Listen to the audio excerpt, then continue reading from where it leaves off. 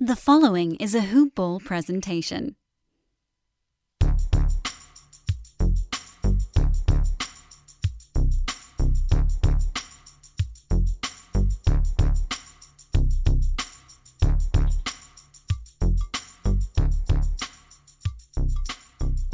Good morning, Hoop Ballers, and welcome to another edition of Hoop Ball's DFS Today. This is your March 30th edition, Tuesday. I am your host, Santino and I'm here with my main man, Will. How you doing tonight, Will? What's going on, Santino? Good to be back with you. I'm doing okay. I could be better. All right. Won't get into that. So you want to know why? Okay, great. I'm glad that. No, man. Have you tried NBA Top Shot yet? I signed up, and then that was as far as I got so far. That was probably a couple weeks ago. I had a pack right in my hands, and then my bank declined it because it said it didn't want me to pay for, I don't know, because it's an overseas company, so it's rejected, so I didn't get the pack. So I'm pretty upset about that, but, I'm okay other than that. Okay, that's kind of I kind of want a pack too. It seems fun, but it also seems like, really? But yeah, something to just have, one of those things that you just collect and it seems fun. If you're not spending an absurd amount of money on it, though. Right. That's why we got to play DFS to win a lot of money. Even still, some people are spending an absurd amount on it and do not understand that. But that's to each their own. There you go. Awesome, man. We only have a 4-game slate for you guys tonight, so this one should be fairly quick. I think we can knock this one out pretty quick. And before we get into it, though, I do want to shout out our guys over at MyBookie, the premier sports book out there. It's my favorite. I use it all the time.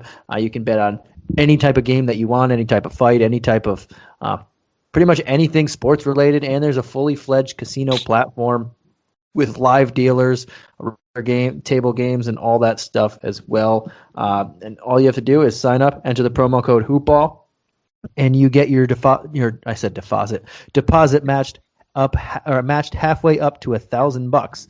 So if you put in $200, you get $100 extra dollars to play with there with your MyBookie account.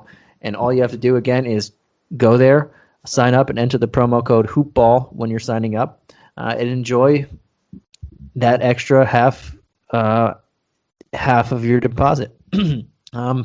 But Will, are you ready to get into this 4-game slate here? I'm ready. I love it when it's a smaller slate of games. So these are the most fun for me. So I'm ready to go.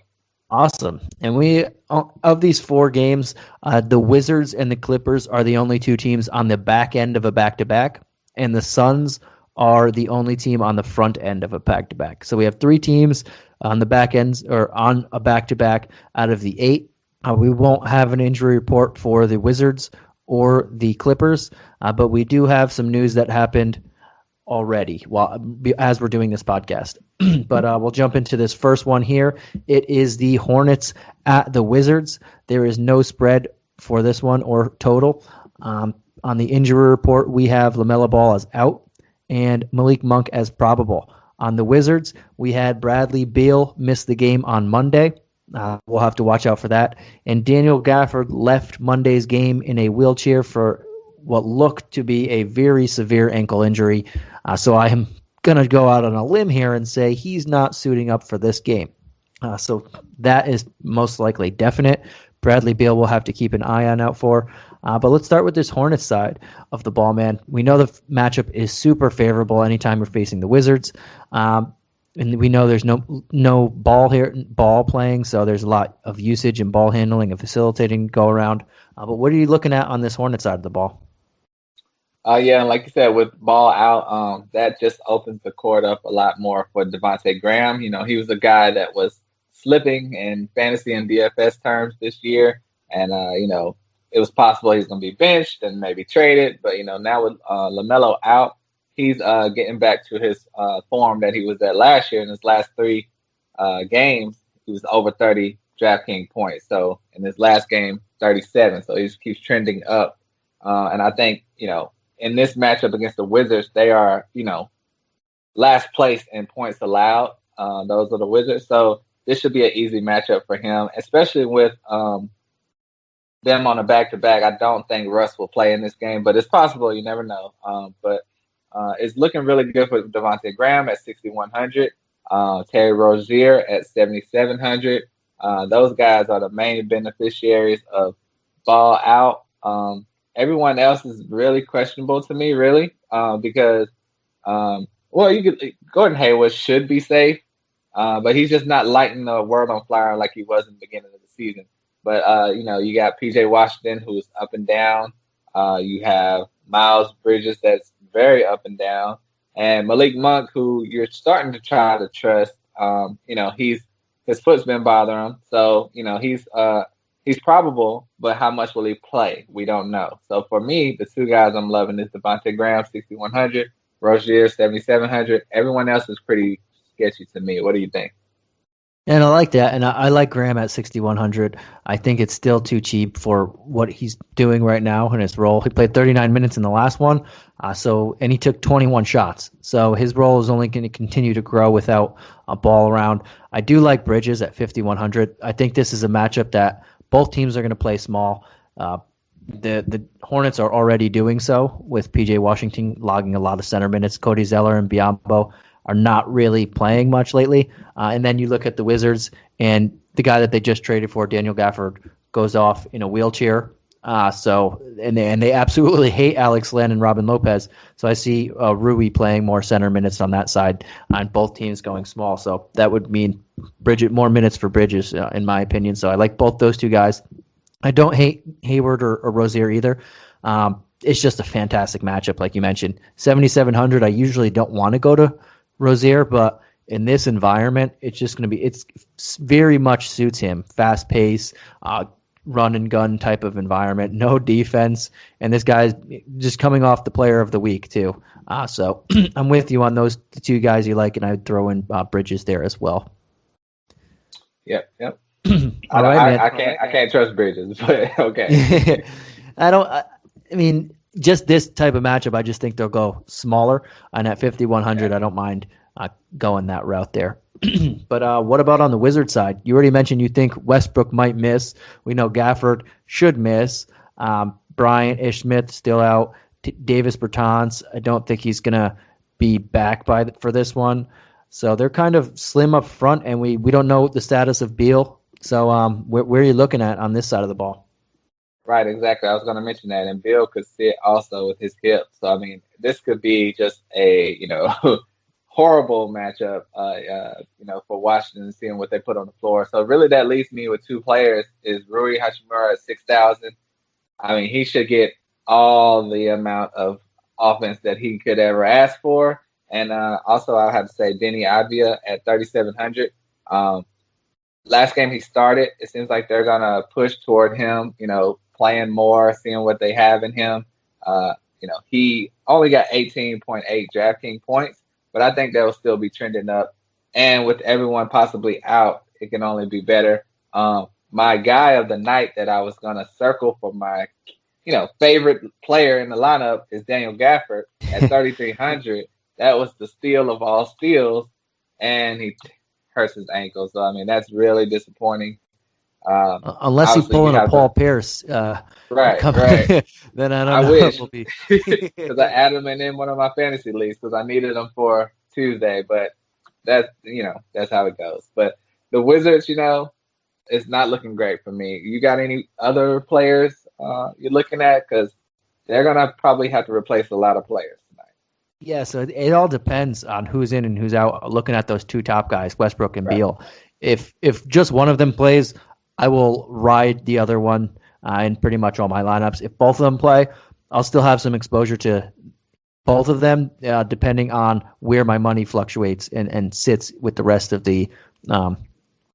my team. I don't mind going Beal. He's going to be $2,000 cheaper if he's playing and healthy. And I don't mind going Westbrook because this is a great matchup for him. And he's playing unbelievable. I mean, just tonight, while we're doing this podcast, the game is finished. He just put up one of the most insane fantasy lines that we'll see all year. 35 points, 21 assists, 14 rebounds, 2 steals, a block, 4 threes. I don't even know what to say about that, but absolutely massive. And that was against a pretty good Pacers team and defense. Not saying he's going to put up another 30, 20, 10 type of game, but he's pretty much a guaranteed triple-double at this point anytime he plays. And if Beal doesn't play, more usage to him. So we'll see which one of those two guys are out or in or both. And then I'll decide how my lineup shakes after that. But you mentioned Rui, going to get a ton more usage. He's probably going to play a lot of center, as I alluded to. Gafford's not there. Alex Len and Robin Lopez just don't play a lot and aren't that good. Denny, you mentioned Denny at 3,700, especially if one of those top two guys miss. You can throw stabs at him too. He's probably going to play more power forward too now, and he's starting at small forward.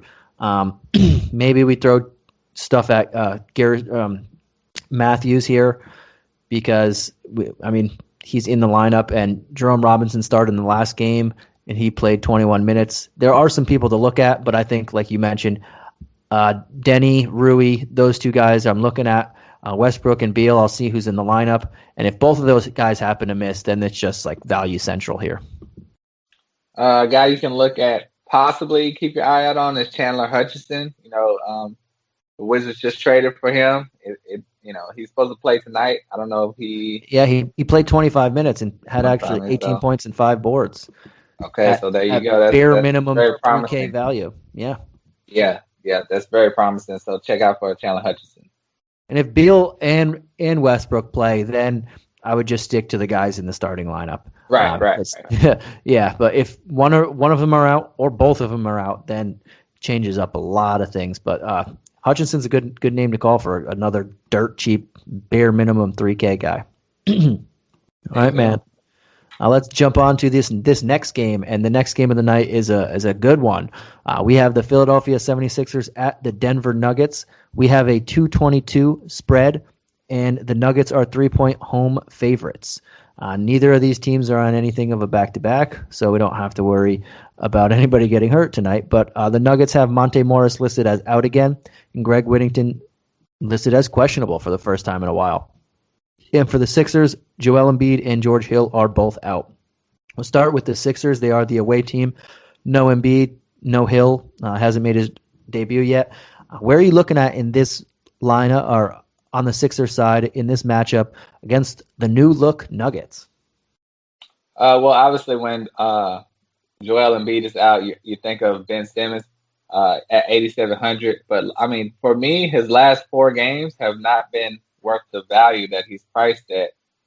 He's been in the 30s and some in the 20s.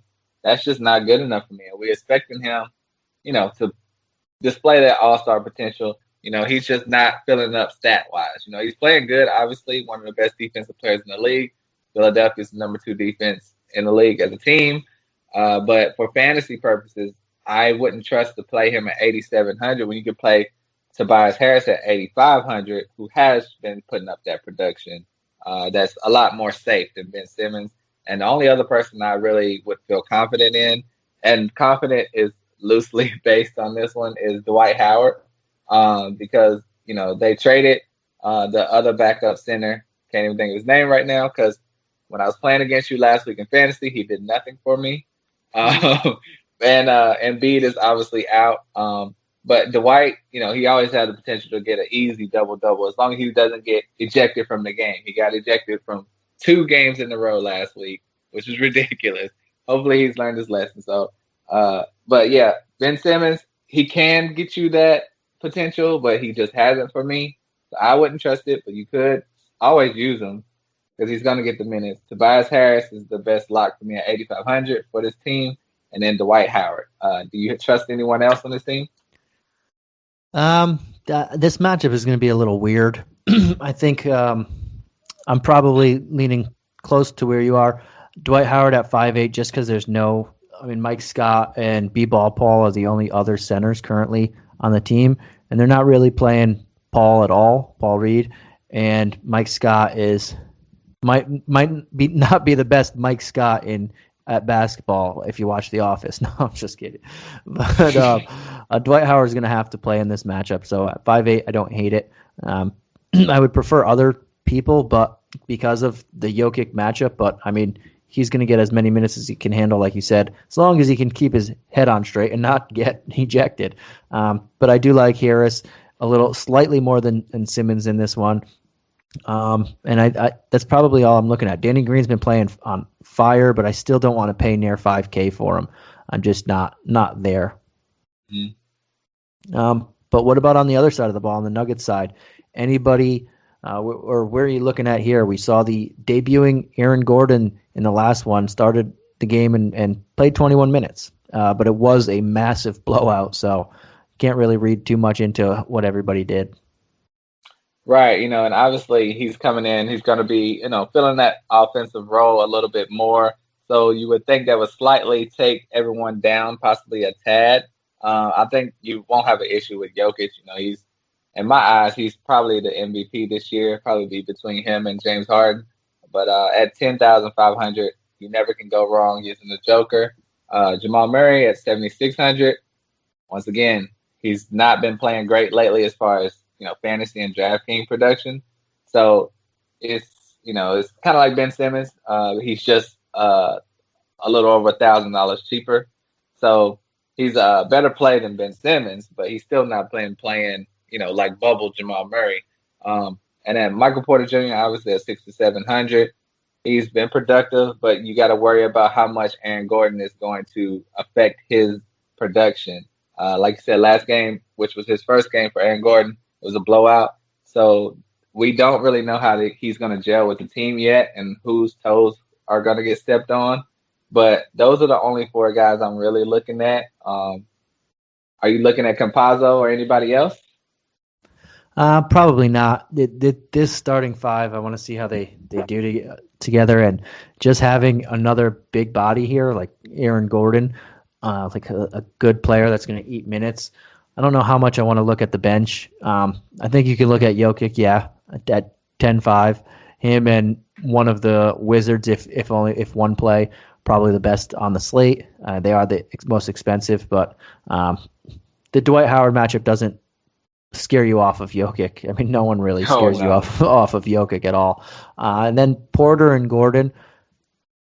I just want to see what Aaron Gordon's role is when the game is actually close and they're all playing 30 minutes. So I'm probably going to stay more towards Jokic and lean off everybody else just a little bit. Maybe go to Barton, but not fully on there in this type of environment. But I don't hate it just because it's a 4-game slate. I don't mind looking at giving the other guys in the starting lineup a look, but I probably won't go there too often. And, Paul Millsap is at 4,700. And, he's been playing well the last 3 games, but you just got to wonder also with Aaron Gordon in there, I think he'll take a back seat. So you can't play him with any confidence. Yeah, it's hard. When teams get a new toy to play with, I try to let them have a couple games before I evaluate exactly what they're going to do because they got to get familiar with each other as well. Yeah, and no one knows what JaVale McGee is going to do. No one. Yeah, I don't know how much he's going to play behind. When he does play, he's a per minute guy, but behind Jokic, you never know how much someone will play. All right, man. Let's jump on over to the next game of the night, and this one starts at 10. These last two start at 10 p.m., and we have the Orlando Magic at the Los Angeles Clippers. The Clippers are on the back end of a back-to-back. We don't have an injury report for them, but Paul George was a late scratch for them with a foot injury. I don't know if that's another word for rest in the Clippers lingo because that's what they've been doing lately, but we'll see what that means. And on the Magic side, we have Cole Anthony, Markelle Fultz, Gary Harris, Jonathan Isaac all out. Terrence Ross is now probable. We do not have a spread for this game. But let's jump on over to the Magic side of the ball. And now that we'll have closer to a full lineup, we're still waiting for Cole Anthony and Gary Harris to see exactly what this new look Magic team will look like in a couple games. But they have most guys there. We saw Otto Porter and Wendell Carter and RJ Hampton all make their debuts last game. But where are you looking at on this side of the ball? It's very limited. Very limited. Yeah. I'm only looking at Chuma Okeke at 5,600. he has the ability and he will have the minutes to put up some production. He was a high draft pick for them last year, and he was hurt last year, and he's finally getting to show some potential. He's looking like he would be the fantasy stud on this team. Moving forward, then that just depends on Wendell Carter Jr. also, who is my second guy for this team. Priced extremely low at 5,500, but that's probably based off the last game. It was a very weird game. They played all three centers. Wendell Carter was their big prize in the trade for Vucevic. He didn't even start, but he did close out the game, so that's what's important. So you have to think his minutes are going to continue to ramp up, and they were probably just easing them in. But no one else on this team do I trust. Dwayne Bacon had an incredible game last game, 26 points, 8 rebounds. But I learned my lesson about Dwayne Bacon, and you can never probably trust him 2 games in a row. And Michael Carter-Williams is another guy I would have considered playing, but he got banged up in the last game. And, that got Tristan Randall and RJ Hampton some minutes, and they both look pretty good. So I think now all 3 will get minutes in this game. So Orlando is looking very shallow to me as far as trustworthiness. What do you think? Yeah, I'm with you. I mean, they're integrating Carter Jr., Porter Jr., and all these other guys in there. Terrence Ross is coming back. We don't know exactly what everyone's role is going to look like, and all their prices took a little bit of a bump. Like Terrence Ross, I would go to because he's clearly the number one option on this team when he's playing, but he's 7,100 now, so he's he's up there. Okeke looks. Your business may be small, but you've got big goals. Brother Laser Printers can help you succeed, no matter the space, task, or budget. From crisp black and white to vivid full color, our printers offer affordable quality you can trust. Plus, fast printing and high page yields make them ideal for home offices and shared workspaces. It's no wonder Brother is the #1 retail brand in laser printer unit sales in the U.S. With Brother at your side, go from small to do it all. Shop now at brother-usa.com/laser. Looks pretty good, but he's also now 5,600, so his price is going up there. I don't mind taking stabs at both those guys, but just their prices have risen. Wendell Carter Jr., his price is low. He only played 20 minutes in the last one, like you mentioned. He did close that game. That was his first game with the team. I don't know if he's going to get extended minutes in this one. He's probably going to take a few games. So I don't know if we can go there, but I'm not comfortable with it. Same with Otto Porter Jr. I would have loved to go on Mo Bamba here, but he's now at 4,900. Again, all these guys got these big price bumps, so I'm not too keen on that. I guess you can look at Ross if he plays because he's going to take the most shots on the team. Okeke because he's been pretty good. And RJ Hampton at 3,500 is the one guy whose price didn't really move much, and we could expect maybe a few extra minutes here and there because they want to see what he looks like. And that's where I would probably go here. But everybody else like Ennis, Birch, Bamba, they're all priced pretty accordingly now that the team's getting more bodies back. And same with Bacon, like you mentioned. Really good game last game, but I don't want to pay near $6K for him. Yeah, totally. Yeah, that's rough for God, I lost my thought. Yeah, Hampton. Because if Michael Carter-Williams would have been out this game, which I kind of expect him to because he got injured in the last game and didn't return, I would feel very comfortable playing RJ Hampton because I like his potential. He's a first-round draft pick this year. But with MCW playing, it's just too up in the air for me to be, secure on how he's going to play out. So can't trust him. I hear you on that. And what about on the Clipper side, man? Paul George missed this last one with a foot injury. It was a late scratch. Do you think it was just a quote-unquote foot injury, a.k.a. rest, or do you think he's going to miss this one as well? And if he misses that, where are you going to go? Or where do you like? I mean, we know Serge Ibaka. All right, my bad. I was going to say Serge Ibaka or also Beverly and Rondo also missed Monday. Right. Well, when it comes to the Clippers, you got to look, before the game tips off to see who's going to play because Kawhi could easily sit out also because it's a back-to-back. He did play back-to-backs March 14th and 15th. So it's not out of the concept of reality that he could play in this back-to-back. You're just not sure though. And yeah, like you said, the injury to Paul George kind of came out of nowhere, even for the team, it seems. So I don't know if that's rest or not. You just got to be confident they're playing. If you're not confident, you can't put them in your lineup if you don't hear a word on anything, because both could sit out, or you could pick the wrong one. And with one of the two of those out, though, that makes me really enjoy Terence Mann. He's at 4,700, and he's been lighting the world on fire pretty much lately. His last game, he had 23 points. Game before that, he had a double-double with 10 points, 12 rebounds. And I think he's been playing so well, I think that's part of the reason why they felt confident to let go of Lou Williams. So I think that he's a bright young talent, 4,700. He should be getting the minutes. He's been playing well with Kawhi and PG in the lineup. So if one of them's out, it should only be better. And then I look at Ivica Zubac. He's been playing well at 5,900. Do you think that's too much for him with Serge out, or do you think it's about right on par because he's been playing well? Yeah, and that's I think it's right on par-ish, but I don't know if the upside is necessarily there, because even with Serge out, he's still not seeing 35 minutes or so. So I think that's right where his wheelhouse is, and he can put up, like 2 games ago, he put up nearly 37 points, which brings back solid value. But I think that's pretty much right where he should be, and we might see Serge getting back, so we'll have to keep an eye out for that one as well. Yeah, the only other guy I would mention is Reggie Jackson. With Pat Beverly out, Rondo not there yet at 4,900, he has the potential to have a 40-point DraftKings night like he had 2 games ago. But then, surrounded by that game, he basically had 2 20 DraftKings point games. So you just never know with him.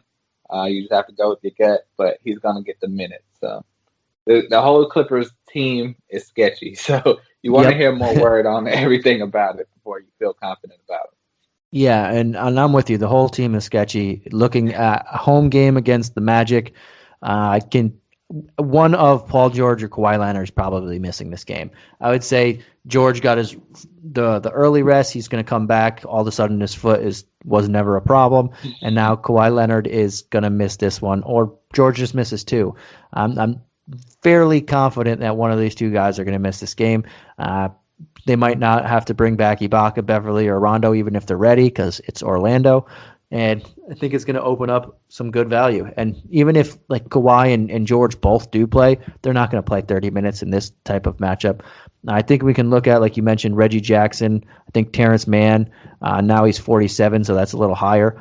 Luke Kennard, who started this game on Monday, he's probably going to get extra run here. I think those are some guys that we can look at, because I'm just looking at the writing on the wall and thinking they're not going to be playing too hard, their starters too hard in this one. Yeah, I totally agree.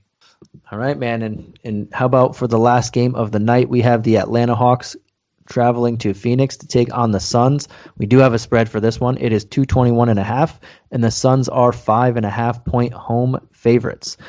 We have an injury report for both teams. The Suns, I'll start with first because it's smaller. Jalen Smith, Cameron Payne, both available, and Abdel Nader is out. On the Hawks, we have a big one here. We have Capella, Bogdanovich, and Gallo and Okongwu all available. And then we have Chris Dunn and Cam Reddish as out, and we have DeAndre Hunter, who came back and then missed the last couple games as questionable. But we'll start with the Hawks because they are the away team here. Where are you looking at on the Hawks side of the ball? And do you feel confident in them, knowing that they are facing one of the best defenses in the league and the second slowest team in the league? Right, yeah, Phoenix is number 4 defense in the league, believe it or not. And another thing with the Hawks, they better be careful with DeAndre Hunter. They better not ruin that kid, because they don't need to be rushing him back with a knee injury, because he's a really good talent. So hopefully he does not play this game and they hold him out till he's 100%. But Trae Young, obviously at 9,000, he's a guy that's been priced, close to 10,000. So at 9,000, he's always worth it to me, even though it is a tough matchup.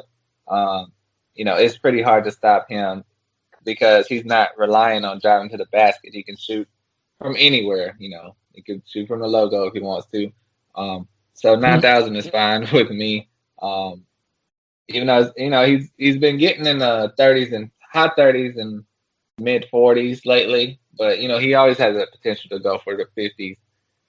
I'm guessing you wouldn't play him in this game because you're worried about Phoenix's defense. Is that true?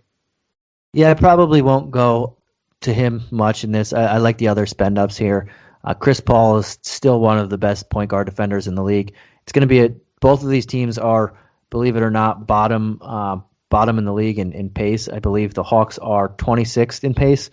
So and then yeah, right. You'd think they would play a lot faster, and the Suns are now 28th with the Nuggets dropping right before them. And Chris Paul's defense, he's still the best defender. Maybe Mikal Bridges, but he's still. And now Chris Paul's probably still the best defender on this team at his age. So I probably won't go Trae Young here when I know that there's Jokic and a couple of these Wizards guys also. Yeah. You're not out of your mind if you play Trae at 9,000. It's always, Yeah, it is a discount on him. So that's a good thing. Right. And he always can provide that breakout type of game. Only two other players I'm really looking at is Capella at 7,400. He just has the potential to get the double easy with blocks, and potential to get you a 50 DraftKings point night. And John Collins also at 7,000. He's not been lighting the world on fire for me. 2 out of 5 games have been great. So you want better production from your, should be star player that's looking for a contract extension. And he's in a tough matchup. But I don't know who's going to be guarding him. He should have an easy matchup as far as who's guarding him, though, tonight. Do you agree with that, or you think just the whole team defense concept should slow him down? I think the whole team defense concept plays a little part, but I do like the front court a little bit in this matchup. Capella especially. I think DeAndre Ayton is the one guy that you can definitely attack on this team. And he is the help defense, so when you're attacking him, there's not much help there. And then I think power forward is another spot that John Collins gets a solid advantage here with size-wise, unless they go to like a Saric at starting at power forward, but I don't think they'll do so. And I also don't mind. You mentioned him earlier, DeAndre Hunter, but I do want to know if he has a minutes limit, and I'm assuming he will. But he did play when he came back. He played 20 and then 26 minutes. But then he went right, and then he had 5 fouls when he played that 26 minutes. So you would think he was going to reach 30, but then he went right back to his knee hurt. So probably going to take it easy with him. But yeah, I like the front court guys in here, especially Capella at 7-4. Yeah, those are the only 3 that are really standing out to me because everyone else is pretty inconsistent to me. But are you seeing any value in anyone else? Not really, unless somebody misses the game out of nowhere. Outside of that, I'm not really into everybody else here. Is Lou Williams playing? He didn't play on Sunday, so I'm not. It's probably a question. He wasn't on the injury report, so probably, but who knows at this stage? Right. But I think he will play. But that at 45, I was looking at that. Maybe give him a look, but at the same time, I don't know if I want to go there in his first game in Atlanta.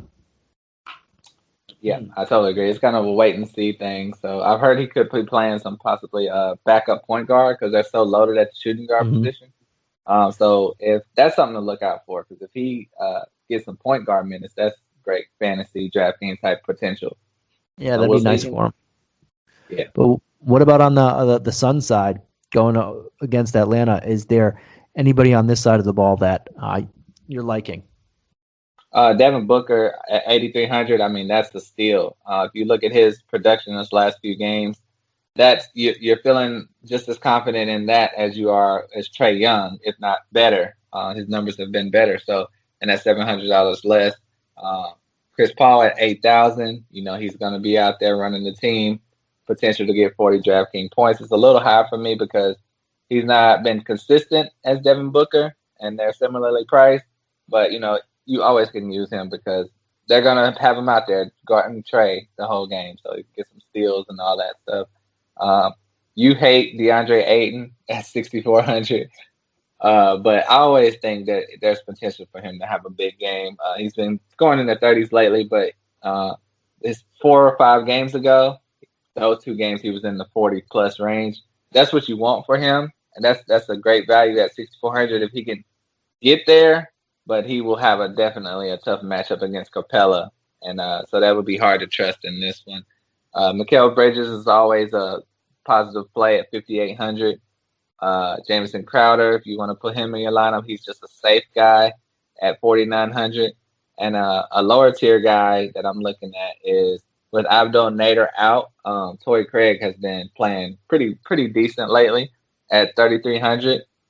His last game he got 21 DraftKings points. So anyone you're spending, in the 3,000s for, if they can get you points in the 20s, and he's going to get some minutes, that's worth considering in my opinion. I don't know what's going on with Cam Johnson, but, it looks like Torrey Craig is, trying to take his job. So that's something to keep an eye out on. Yeah, and I'm with you. I don't hate Ayton at 64. Probably won't go there. Probably just try and spend up for Capella in that range. But I do like the backcourt in Booker and Paul. I think that's where the advantage is against the Hawks. Even though they slow it down, they have a solid defense in the front court. Their backcourt is exploitable, and that's where I would like to go here is Booker or Paul. Don't mind Bridges. I think 58 is a solid price tag for him. I think that's you can still attack here, especially if DeAndre Hunter's not playing. He was one of their better defenders on the wings. And then for value, I think you mentioned it. Torrey Craig's a guy who's been playing more, especially with Nader out. Campaign at 3,400. He might play extra few minutes in this one, and Saric also at 3,700 I'd look at. He might start. I don't think he will, but going up when you see the size that Atlanta brings, there is a possibility that they try and match it there. And those are the guys I'd be looking at as well with you. It would have been really nice if LaMarcus Aldridge would have went to Phoenix, because I think he would have fit right in that power forward position. But no, he's trying to get a ring, I guess. I think they all are now. Yeah. And before we head on out of here, is there? Oh, I do want to ask you tiers. I know there's only 4 games, so we don't have to fully throw it out there, but I almost forgot about it. So we'll start with a high price guy. Is there anybody that you really like in that 8K plus range? Like we mentioned, Devin Booker at 8,300. He's probably my favorite of the night. Obviously, I don't even know if we can mention Joker because he's just a lock. But Joker and Devin Booker stand out to me. I like it, and I'm with the Wizards. If Westbrook plays, I know he's the highest guy on this slate. I'm going to be playing him. I think it's just a very, very good matchup against Devontae Graham, especially if Beal, whether Beal plays or not. If Westbrook plays, I'm there. If Westbrook sits and Beal plays, I'll go there. But I'd prefer to spend up on Westbrook just because even on a bad shooting game, he's going to put you up a triple-double. How about under 8K in that in the 7, 6, 5s? Anybody that is standing out for you? I think I can mention my home team. Devontae Graham at 6,100. I think that's a great matchup for him against Washington. Like I said, they give up the most points in the league. And with LaMelo Ball out, it's just his team to run. So I think that's a great value. Yeah, and I like him too. I won't say that because you already did, but I'll go to a guy on the same team. Miles Bridges at 51. I think they're going to play small, especially with no Gafford. Now there's no Wagner. Len, Robin Lopez are going to get they probably will play minutes in the 20s, but I think Miles Bridges sees a lot. They've been playing small anyway. This is a very good matchup, and I think that's the game that everybody's going to start targeting, and rightfully so. It's probably when we do get a spread for it, it's probably going to be a lot higher than the rest of these games. How about value? And since there's only 4 games, we'll say the value is about 48 and below. Okay. Well, that lets me throw someone else in there, but I'm gonna go with the bare minimum guy, Chandler Hutchison. We just mentioned since Gafford is out, Chandler Hutchinson seemed to step in and play great in his first game with the Wizards. Like you said, scored 18 points and 5 rebounds in 25 minutes. You're not going to find anyone that cheap that can put up that production, I don't believe, in tonight's lineup. So I think that's a great value. If I want to throw someone else out there, Terence Mann, I like him, but that's you definitely want to use Chandler Hutchinson over Terence Mann if you have to use that same position. So, that's who I was going to say is Mann. I was going to. I like Denny Avicii, as I like to call him. But right when I was about to say it, I was going to say we kind of just overflowed on that first game. So let me go to a different game for everybody. And I like Terence Mann because of the reasons of I am just almost certain that one of Kawhi Leonard or Paul George are going to miss this game. It's just I probably wouldn't have been on that bandwagon or on that side if Paul George didn't get that late scratch, but we've seen this dance before, and it is Orlando, and now it's just clicking that it just keeps coming back to me that one of these guys are going to miss. So Terrence Mann and Luke Kennard at 3,400, another dirt cheap guy, are people who are going to have to pick up the slack there, and even Reggie Jackson, but he's a little more expensive there. All right, man. Yeah. And before we head on out of here, is there anything else you want to add? I'll just say, good luck to everyone. You definitely always remember to check before the game's lock to see the injury report, because it's just so up in the air. And one of my leagues, it's like I had to switch out like 4 people before tip off because, this person's out, this person's in, this person's out. It's crazy this year. So just keep an eye out on the injuries and, hopefully no more big name players get hurt this year. That's all I got. And I like it. And yeah, definitely keep an eye out. I know it's only 4 games, but we have just one game at 7. That first game that's going to be the highest spread of the night. I can already see, highest total of the night. And then the next game is at 9 and the last 2 are at 10. So those last 3, we should have most of the info I shouldn't even say most because the Clippers keep throwing curveballs at everybody, but we should have a lot of it. And then the last 2 of the night we'll have a good chunk, hopefully more than 2 minutes before the game starts. But keep an eye out for that, and we will be talking to you on Discord, trying to follow the news with you guys.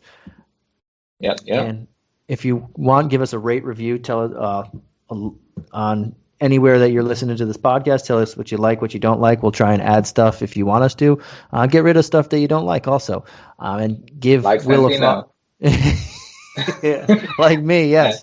If you need me to leave, I'll have to leave. But if you want to follow Will on Twitter, don't. If you want to follow me on Twitter, it's at Santino Cacone, and Will is at William is Bill. And this was a good show tonight, I guess, before Will joined. And we will we'll catch you again tomorrow night for the last day of March, March 31st edition of Hoop Ball's DFS Today. I believe it will be Mike and Keith for that one. So thank you guys for joining as always, and Will and I will catch you again next Tuesday. Peace.